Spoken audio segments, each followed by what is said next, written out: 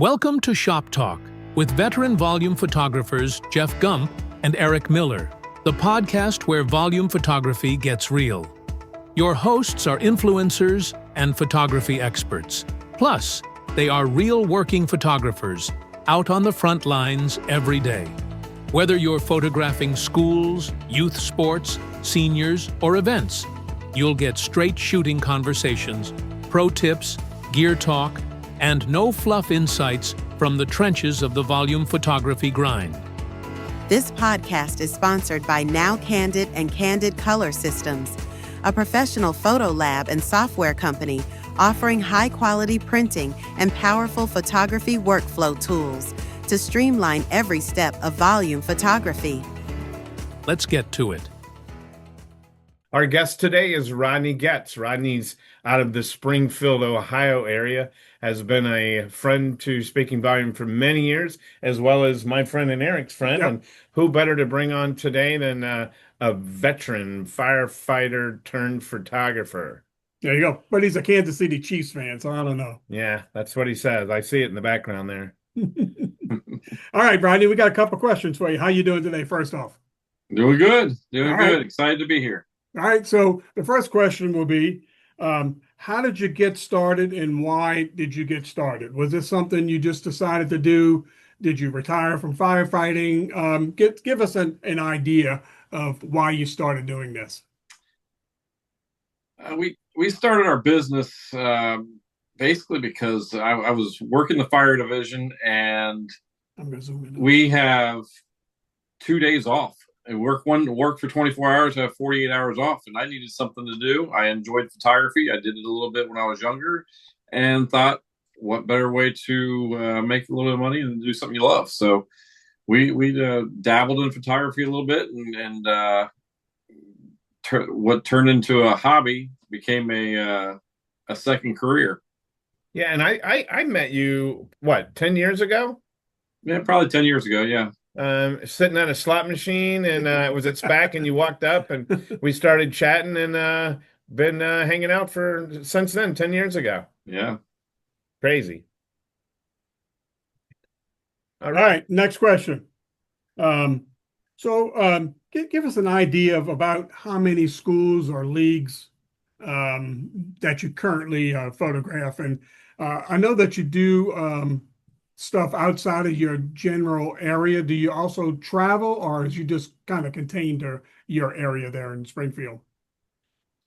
We are at this point in time in our business model. We are contained pretty much here in our county. We were in multiple states at one point in time, and we found that very difficult to manage. And as we grew here in our local area, we couldn't give the attention to the outside states, so we had to let those go, unfortunately. But business is great here. We are photographing, I don't know, right around 45,000 heads. We stay pretty busy with a very limited staff. Now, is most of what you're doing, Rodney, schools or sports or high school sports? How does that split up? We probably are 60-40 leaning towards the schools, looking to push more towards the schoolwork and do a little less sports work. We're enjoying the regular hours of school hours, Monday through Friday mornings, to you're done by late morning, early afternoon. No weekends, no holidays, that type of thing. So yeah, that's kind of the reason why we were kind of making a push to schools, is just to give some more regular hours, not having to work in the evenings when your sports leagues are typically being photographed. And are you 10, 20? How many years have you been in the business? We're walking up on to close to 20 years. Wow, that's awesome. Very good. All right. Yeah. Now, we're not looking for specifics on commissions. I think, like my company, we're trying to get away as much as possible from paying a commission by offering, some freebies and that kind of stuff. can you give me some insights without any, details about how your business operates when it comes to like paying commissions or any of that kind of stuff? We still have a few schools that we pay commissions to. We are really trying to get away from that with commission replacement and offering items to those schools that are of value to them. So they may have some items they may purchase from another vendor that I might be able to get at a greatly reduced price, and I can get them to them in lieu of commission, which saves me money in the long run. So like banners, plaques, trophies, all that kind of stuff? Yeah, that kind of stuff. Yeah. Okay. Yeah, I'm in agreement with you there. Commission replacement. It's just it's a very bad business model just to be giving up money for basically no reason at all when none of the other vendors have to do it. I don't understand it. Well, I do understand why, but it certainly wasn't us that started it.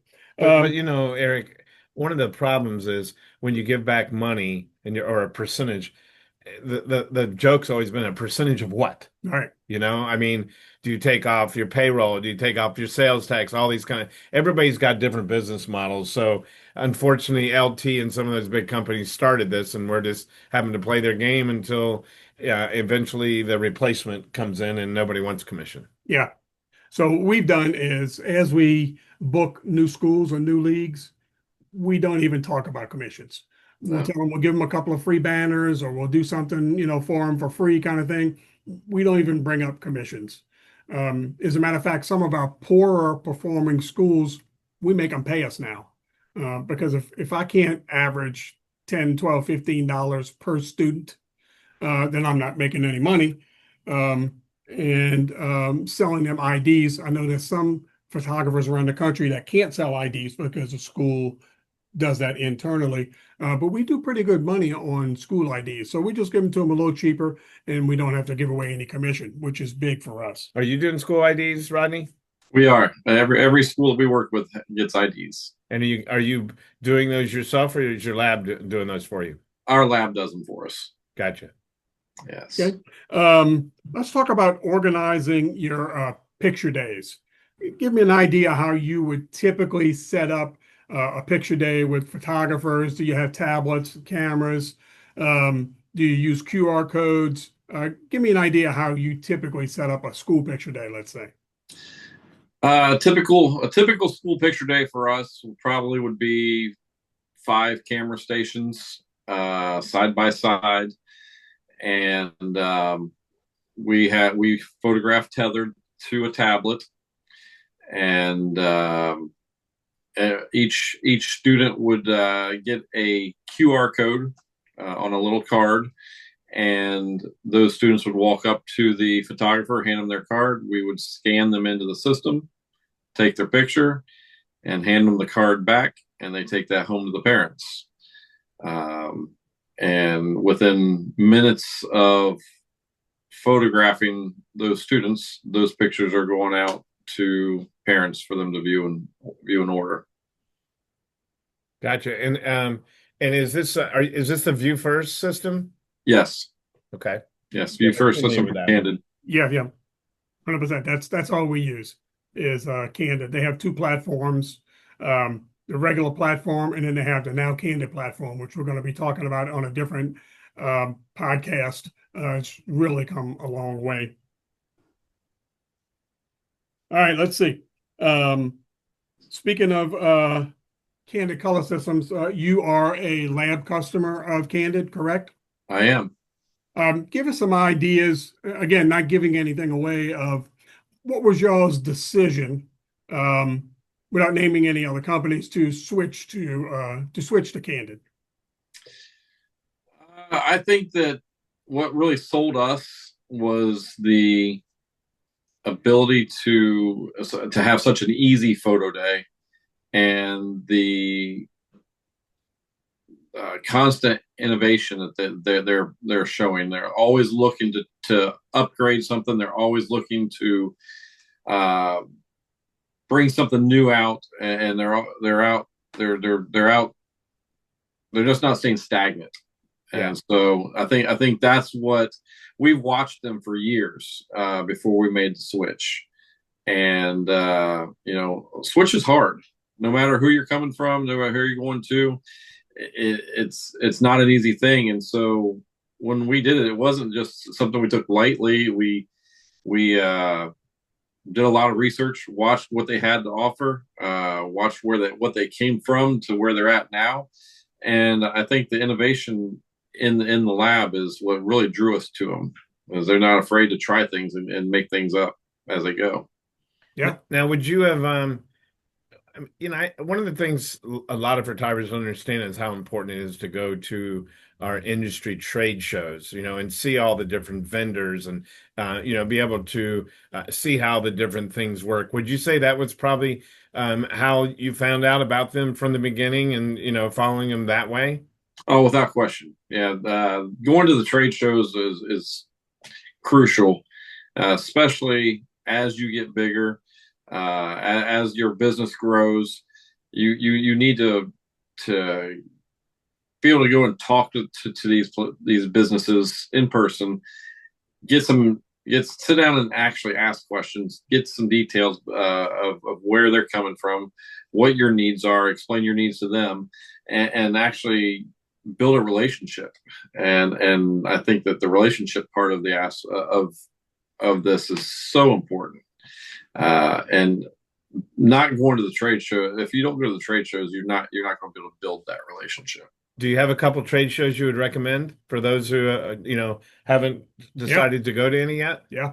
I know personally, I enjoy going to SPAC.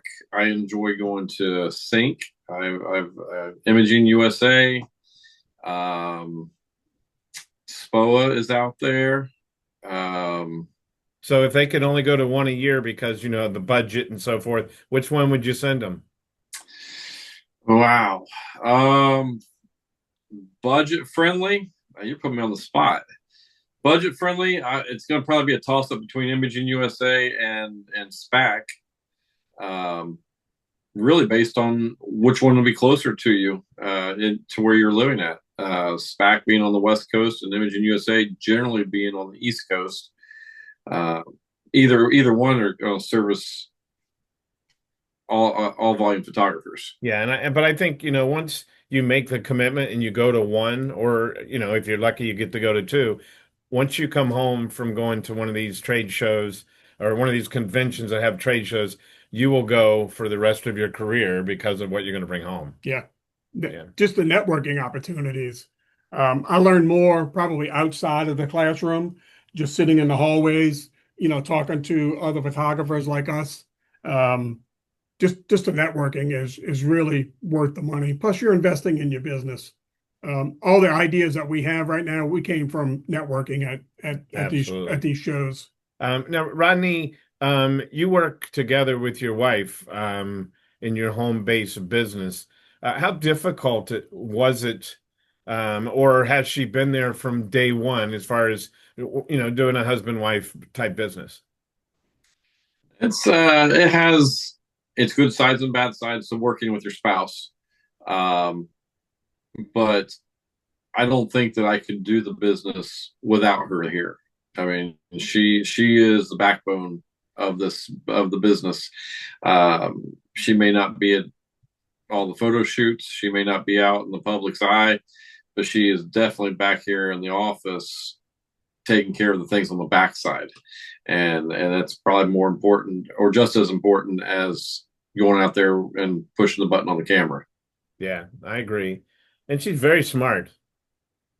Yes. Unlike yourself. I mean, not I say that. So, one of the things, important thing here today is, and for the future, is we just want to give our listeners an opportunity to meet some of the photographers that are having success. Some of the photographers who, if you go to SPAC and you run into Rodney, so let's just say that as a fact. Somebody runs into you, Rodney, and from listening to one of these, goes to SPAC for the first time. Like myself, I was a mentor to many photographers. Do you consider yourself as a mentor as well? I don't know if I'm a mentor. I mean, I've taught at SPAC a few times, and I would hope that what I brought to the table was helpful to people. Do I consider myself a mentor? I don't know, not really. I mean, maybe you just haven't had the right person come to you and say, "Will you help me?" Yeah, like I said, what we've taught quite a bit there at SPAC and a few other conferences, and like I said, I would hope that something we've brought to the table has been helpful. Absolutely. Okay. All right. That makes sense. Okay. Well, me on the other hand, I see him as a mentor. Yeah, you go. Because there are plenty of people that look up to him and who ask him advice and who call him on the phone. And that's really what a mentor is just somebody there that's going to help you and somebody that can look up to you and know that you're going to be there for him. There's a style of photography we wanted to start doing, and he was already doing it. Yeah. So I called him up. I said, "Hey, this is what we want to start doing," and he gave me a whole bunch of ideas. So yeah, that's what I like about these friendships. Absolutely. I mean, Dave Stock was my mentor from the beginning. He helped me tremendously in the business, plus many other people. Roma Garris Sr.